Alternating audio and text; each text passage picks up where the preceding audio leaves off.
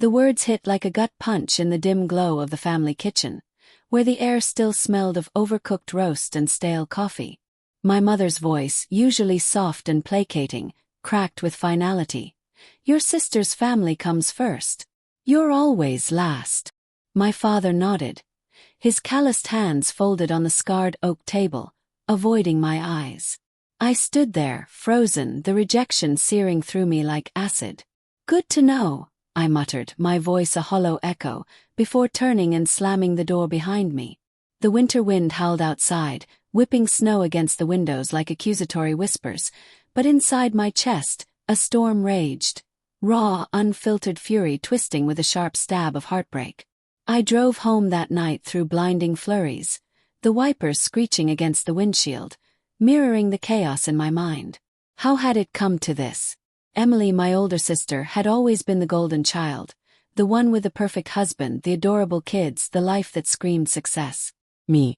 Sarah, the perpetual screw-up, single at 35, scraping by as a freelance graphic designer in a cramped apartment that reeked of takeout and loneliness.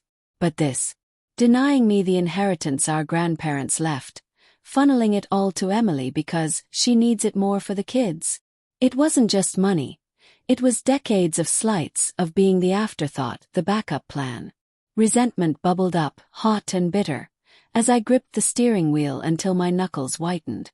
Part of me wanted to scream, to beg for fairness, but another voice whispered, "They've made their choice. Now make yours." The next morning, sunlight pierced my blinds like knives, but sleep had evaded me. I paced the threadbare carpet, heart pounding with a mix of humiliation and obsession. Why Emily? She'd married rich, hadn't she? Mark, her husband, with his tech job and smug grin. But whispers from family gatherings nagged at me. Rumors of his gambling, her mounting debts hidden behind Instagram-perfect posts. Denial crept in. Maybe they were right. Maybe I was selfish. But no, the betrayal gnawed deeper. I scrolled through old photos on my phone, fingers trembling. Birthdays where Emily got the cake, Christmases where her gifts piled higher. Heartbreak morphed into cold resolve. I wouldn't confront them outright. That would be too easy, too messy. Instead, I'd plan. Early. Strategically. At work that afternoon, hunched over my laptop in a noisy cafe, the clatter of cups and murmured conversations faded as I dove into research. Public records, financial trails. Nothing illegal, just piecing together the puzzle. Emily's house, mortgaged to the hilt. Mark's credit score plummeting. Guilt flickered. Was I crossing a line? But the memory of my parents' words fueled me. "You're always last." Obsession took hold, fantasies of justice playing out in vivid detail, exposing their secrets, watching their facade crumble. Doubt hit hard. What if this destroyed us all? I pushed it down, sipping bitter espresso that burned my throat, mirroring the fire inside. That evening I called Emily, forcing a casual tone. "Hey sis, how's everything?" Her voice, bright and breathless, spilled over. "Oh Sarah, the kids are a handful, but Mark's got a big deal closing soon. We're fine." Lies, I thought, resentment coiling tighter. "Mom and Dad mentioned helping you out." I probed gently. She hesitated, a telltale pause. "Yeah, they're sweet. It's for the future, you know." Suppressed rage simmered in my chest, but I laughed it off. Of course. Family first. Hanging up, I stared at the wall, textures of peeling paint blurring in my vision. Moral conflict raged. Revenge or forgiveness? But the humiliation won. I'd start small. Anonymous tips to creditors, subtle leaks. Let the tension build, quiet and insidious. Weeks blurred into a haze of quiet calculation. I visited my parents under pretense, the house smelling of mothballs and regret. "We didn't mean it like that," Dad grumbled over tea, his eyes evasive. Mom fidgeted with her necklace, guilt etched in her wrinkles. "Emily's struggling more than you know." Hints emerged. Mark's affair, Emily's denial. Inner thoughts warred. Pity for her, fury at them. But obsession grew, planning sessions late at night. Notebook filled with timelines. Fear crept in. What if I got caught? Yet the pursuit felt inevitable. a slow burn toward something irreversible.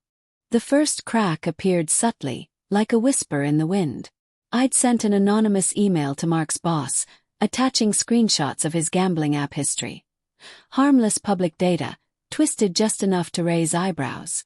No outright lies, but the implication was clear. Instability. Days later, Emily called, voice laced with panic. "Sarah, something's wrong at Mark's work. They're auditing him." I feigned concern, heart racing with a mix of guilt and thrill. "That's awful. Any idea why?" She rambled about stress, kids acting out, the house feeling like a pressure cooker. Suppressed rage in her tone hinted at cracks in her perfect life. I hung up, staring at my reflection in the darkened window. Eyes hollow, resolve hardening. Was this justice or cruelty?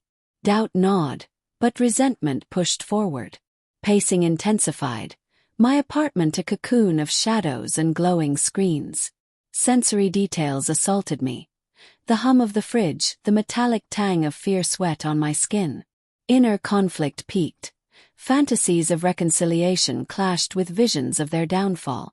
I dug deeper, uncovering Emily's hidden credit card debts, funneled through family funds. Moral grayness enveloped me. They'd betrayed me first, right? But guilt surfaced in nightmares, faces twisted in accusation. Still I pressed on, leaking info to a local forum under a fake name. Subtle hints about Mark's infidelity, tied to blurry photos from a PI app. Tension built slowly. Phone calls from parents growing frantic. "Emily's falling apart," Mom pleaded one rainy afternoon, rain pattering against the panes like Morse code warnings. "Help us fix this." I smiled inwardly, voice steady. "What can I do? I'm always last, remember." The slow burn ignited at the family dinner I orchestrated, the air thick with unspoken dread. Candlelight flickered on china plates, casting eerie shadows. Emily arrived disheveled, kids whining, Mark absent. Working late. Dialogue cut like knives. "Where's the money going, Em?" Dad asked gruffly. She snapped. "Why does it matter? You gave it to us." Resentment boiled over. I sat quietly, observing, heart pounding. Then the reveal. I slid printed emails across the table. Proof of Mark's affair, Emily's embezzlement from the inheritance. "I found these," I lied smoothly, voice laced with feigned shock. Chaos erupted. Yells echoing off walls, Emily's tears soaking the napkin, parents' faces paling in horror. In the frenzy, hidden motives surfaced. Emily confessed, voice breaking. "I was desperate." Mark threatened to leave. Parents admitted favoritism stemmed from guilt. Emily's childhood illness, my overlooked strength. Heartbreak twisted anew, but obsession won. "You chose her," I whispered, cold resolve in my eyes. As they begged forgiveness, I stood, the room spinning with atmospheric weight. Smells of cooling food, sounds of sobs.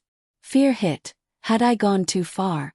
The twist came swiftly, poetic and shattering. Mark, cornered, fled with what remained of the funds, leaving Emily destitute. Parents, bankrupt from bailing her out, turned to me, the last resort. I helped, but on terms. Equal shares, therapy, accountability. Yet in quiet moments, guilt lingered.